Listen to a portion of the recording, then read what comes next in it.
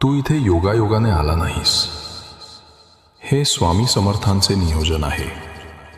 हा केवळ व्हिडिओ नाही, हा माझ्या हृदयातून थेट तुझ्या हृदयात गेलेला संदेश आहे.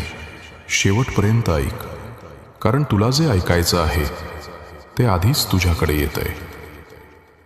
बाळा, मी पाहतोय तू काय ओझं उचलतोस. हसतोस पण आतून जखमी आहेस. लोकांना सांगतोस मी ठीक आहे, पण तुझ्या आत्म्याचा थरथरता आवाज माझ्या कानात पोहोचतो. घरासाठी, कुटुंबासाठी, स्वप्नांसाठी तू स्वतःला तोडून घेतलंस.